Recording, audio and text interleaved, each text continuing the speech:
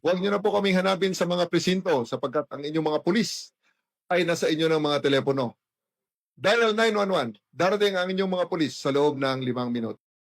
Lingkod sa bawat Pilipino at magbibigay ng tamang impormasyon para sa tahimik at maayos na Pilipinas. Police News Network, alagad ng batas, tagapagtaguyod ng balitang pulis, sandigan ng mamamayan, patnubay ng katotohanan.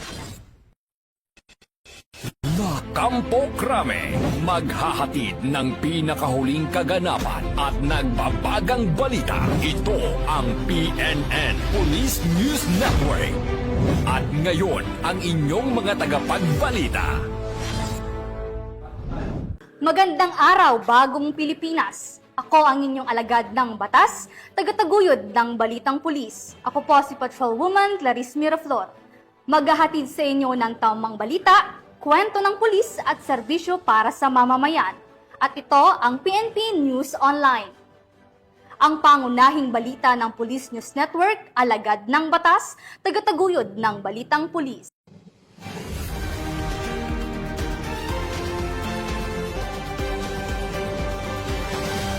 Narito ang mga balitang hatid ng ating PNN correspondents mula sa iba't ibang panig ng bansa.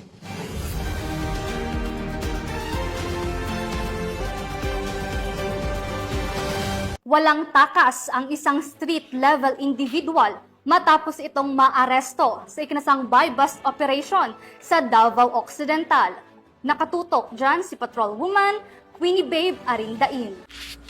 Arestadong isang street-level individual sa patunay kinasang drug buy-bust operation sa barangay San Isidro, Santa Maria, Davao Occidental nito lamang ika-20 ng Agosto taong kasalukuyan. Kinilala ni Police Captain John Ray Juan L. Abadia, officer in charge ng Santa Maria Police Station na suspect na si Arias Julie, 31 taong gulang, may asawa na pawang residente ng Igacos, Davao del Norte. Ayon kay Police Captain Abadia, narasto ang suspect sa pipagtulungan ng mga personahe ng Santa Maria Police Station, 1st Davao Occidental Provincial Mobile Force Company, Provincial Drug Enforcement Unit, Davao Occidental Provincial Intelligence Unit, katuwang ang Philippine Drug Enforcement Agency 11. Dagdag pa ni Police Captain Abadia, na-recover na sa suspect ang 3.2 grams ng ininalang shabu, isang Android cellular phone, isang unit ng motorsiklo at buy-bust money na ginamit sa operasyon. Kasalukuyang nasa kustodiya ang suspect upang dumaan sa tamang disposisyon at maharap sa kasong paglabag sa RA 9165 o ang Comprehensive Dangerous Drugs Act of 2002. Samantala, ang laban kontra kriminalidad ay patuloy na pinapaigting ng Police Regional Office 11 sa pamumuno ni Acting Regional Director, Police Brigadier General Joseph R. Ergiles, alinsunod sa kampanya ng Bagong Pilipinas na panatilihin ang kapayapaan at kayusan tungo sa pagsulong ng bansa. Mula dito sa Police Regional Office 11, ako yung PNN Correspondent Patrolwoman Queenie Babes Arindain, alagad ng batas, tagataguyod ng balitang pulis.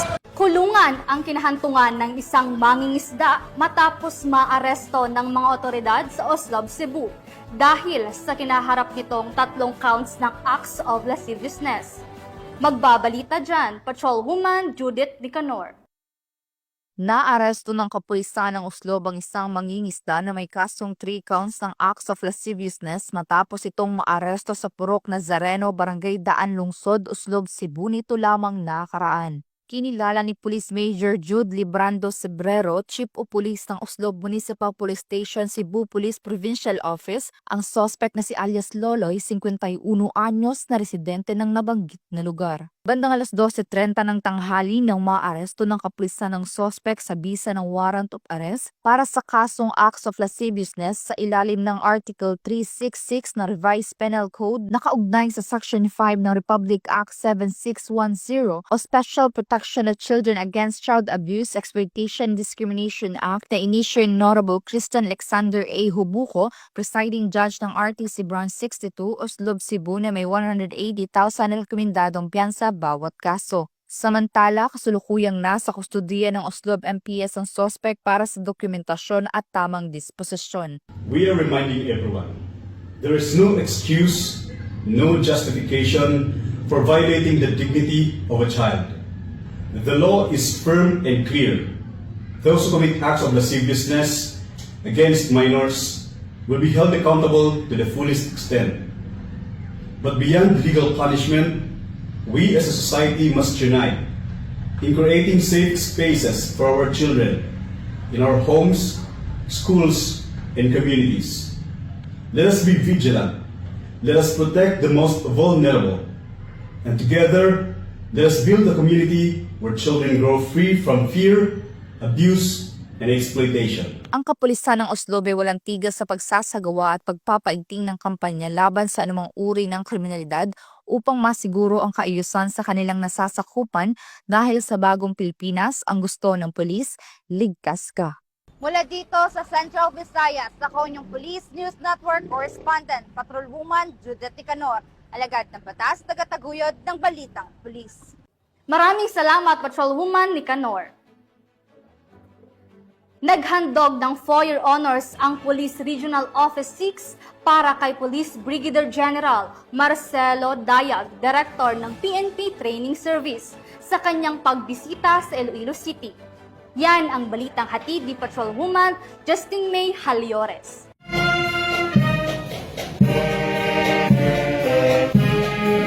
Pinarangalan ng Police Regional Office 6 si Police Brigadier General Marcelo B. Dayag, Direktor ng PNP Training Service, sa pamamagitan ng mainit na 4-year honors sa kanyang opisyal na pagbisita nito lamang ika-20 ng Agosto taong kasalukuyan sa Camp General Martin Teofilo B. Delgado, Fort San Pedro, Iloilo City. Mainit siyang sinalubong ni Police Brigadier General Josefino Diligan, Regional Director ng Pro 6, kasama ang Command Group, Regional Staffs, Regional Chiefs ng NSU at iba pang personnel ng Pro 6. Bilang bahagi ng aktibidad, nasaksihan ni Police Brigadier General Dayag ang isang simulation exercise na nagpapakita ng kakayahan ng Pro 6 na magresponde sa loob lamang ng 5 minuto.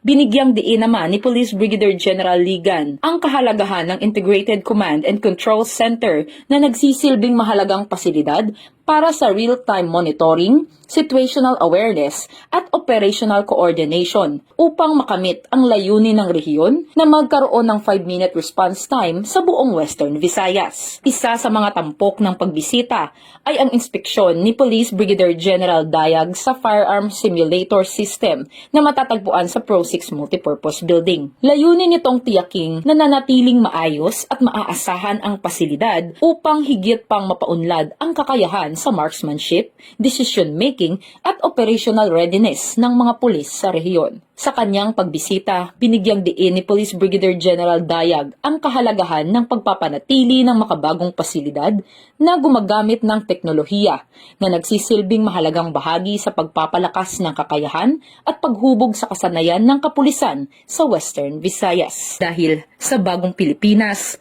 ang gusto ng pulis, ligtas ka. Mula rito sa Police Regional Office 6, ako ang inyong PNN Correspondent Patrolwoman Justin May Haliores, alagad ng batas, tagataguyod ng Balitang Pulis. Maraming salamat, Patrolwoman Haliores. Huli ang isang suspect sa iligal na droga sa ikinasang joint buy-bust operation ng mga otoridad sa bayan ng Magdiwang, Romblon. Ang balita mula kay Patrolwoman Dara Falogme. Arestado ang isang hinihinalang tulak ng iligal na droga sa isinagawang joint buy-bust operation ng Philippine Drug Enforcement Agency at Magdiwang Municipal Police Station nito lamang Martes ng umaga, Agosto 19 sa Sitio Proper, Barangay Tampayan, Magdiwang, Romblon.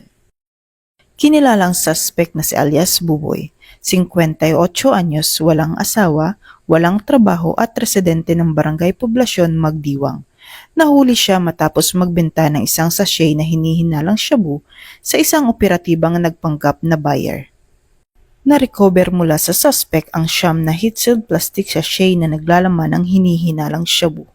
Bukod sa mga sachet ng droga, nasamsam din ang 500 pesos marked money, isang maliit na metal box, isang basyo ng San Miguel sugar sachet, at isang itim na motorsiklo na umano'y ginamit ng suspect sa transaksyon.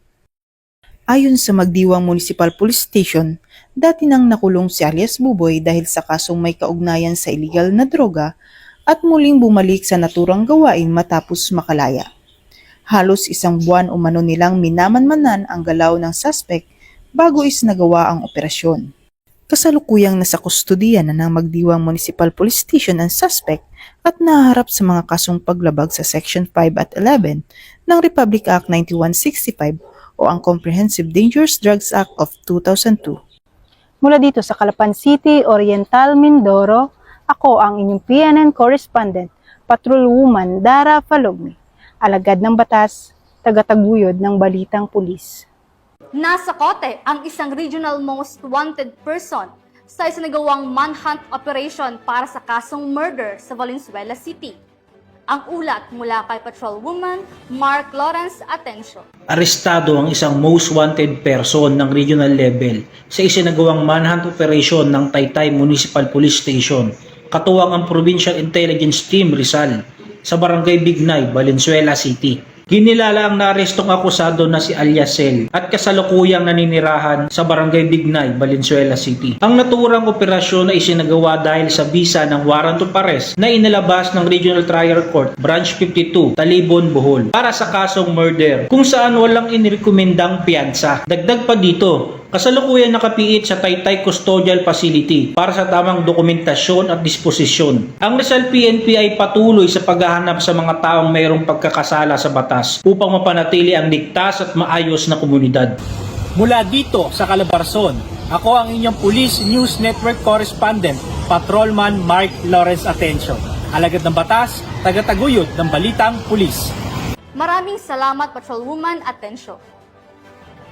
Dalawang babae ang naaresto matapos mahuli sa aktong nagsasagawa ng iligal na abortion sa bayan ng Bocaue, Bulacan. Nakibalita dyan si Patrolwoman Pearl Crystalline Javier. Arestado ng mga tauhan ng Bocaue Municipal Police Station ang dalawang babae matapos mahuli sa aktong pagsasagawa ng ilegal na aborsyon sa ikinasang entrapment operation sa Barangay Binyang, Bocaue, Bulacan. Kinilala ni Police Lieutenant Colonel Virgilio D. Ramirez, Acting Chief of Police ng Bocaue Municipal Police Station, ang mga suspect na sina alias Jess, 36 anyos, residente ng Bocaue, Bulacan, at alias Tina, 20 anyos, residente ng Norzagaray, Bulacan. Nagsimula ang operasyon matapos makatanggap ng sumbong ang Women and Children Protection Desk hinggil sa ilegal na gawain ng mga suspect. Ikinasa ang surveillance at entrapment operation kung saan naaktuhan si alias Jess na isinasagawa ang aborsyon kay alias Tina. Agad na dinala ang dalawa sa pinakamalapit na ospital para sa kinakailangang medikal na atensyon. Na-recover sa lugar ang iba't ibang aparato at mga gamot na ngayon nasa kustodiya ng otoridad para sa wastong disposisyon. Nahaharap ang mga suspect sa kasong paglabag sa RA 7392 o Philippine Midwifery Act of 1992, RA 10354 at mga kaukulang probisyon ng Revised Penal Code ukol sa aborsyon, gayon din sa Article 2, Section 12 ng 1987 Constitution.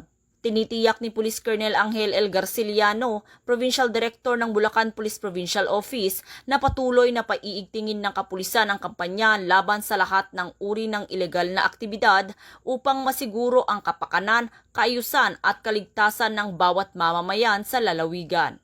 Mula dito sa Camp General Alejo S. Santos, ako ang inyong PNN correspondent, Patrolwoman Pearl Crystalline Javier, alagad ng batas, tagataguyod ng balitang pulis.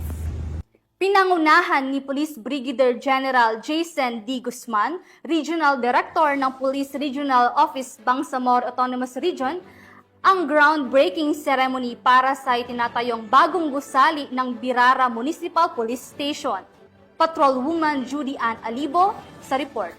Pinangunahan ni Police Brigadier General Jason C. D. Guzman, Regional Director ng Police Regional Office Bangsamoro Autonomous Region, ang groundbreaking ceremony sa itatayong bagong Municipal Police Station ng Barira sa Barangay Lipawan, Barira, Maguindanao del Norte.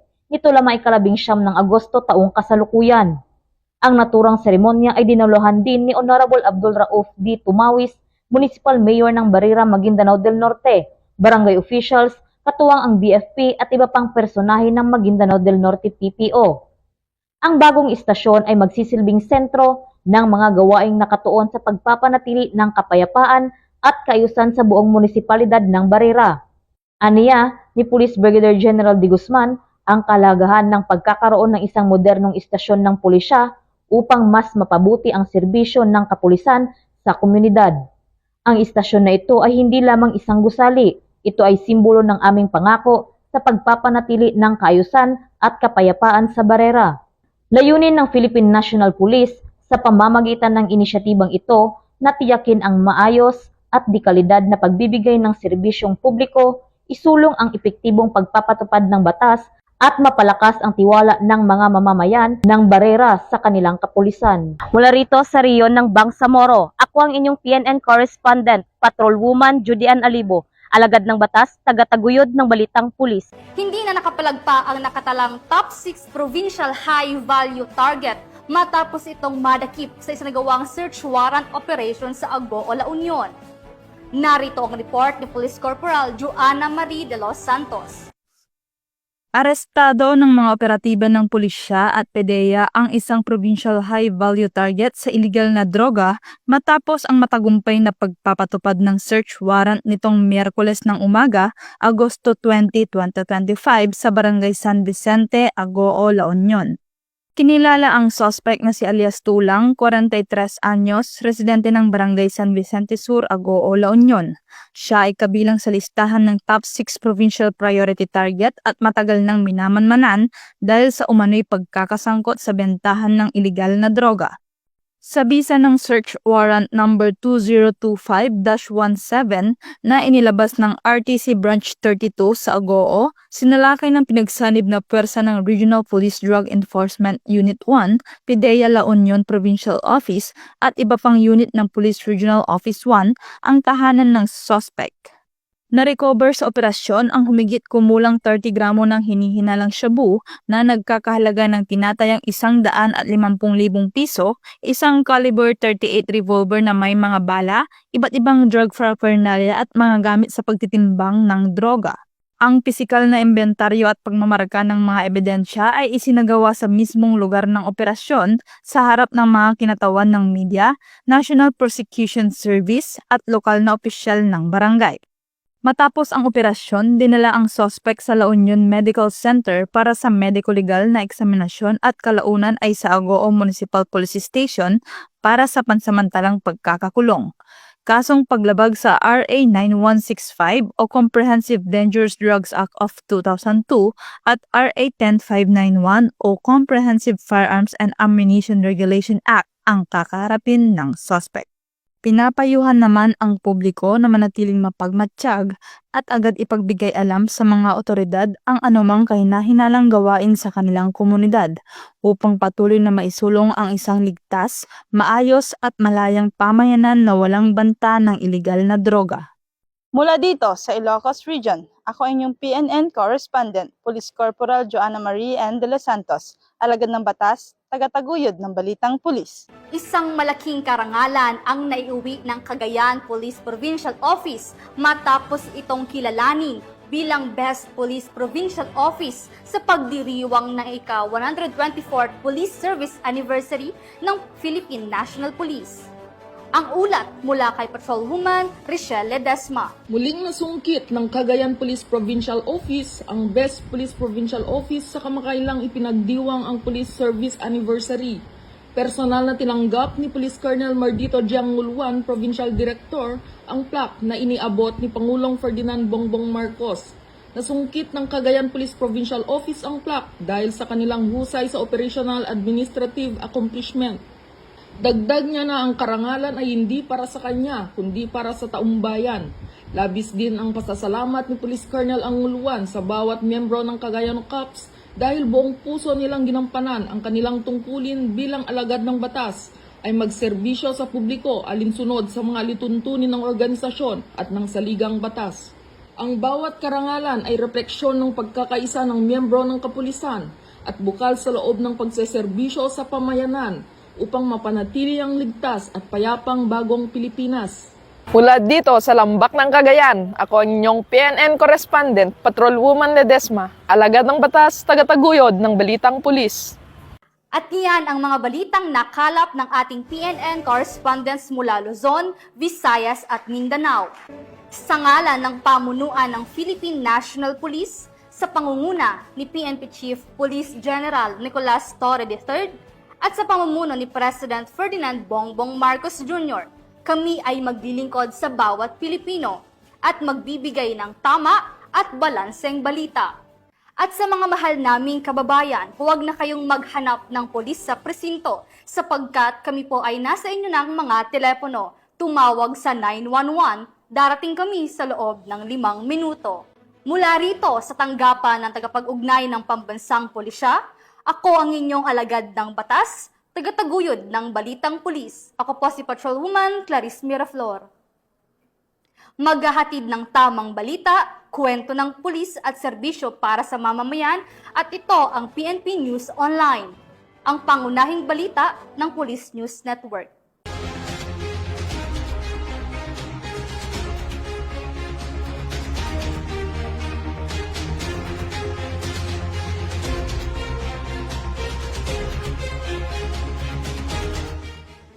Police News Network, alagad ng batas, tagapagtaguyod ng balitang pulis.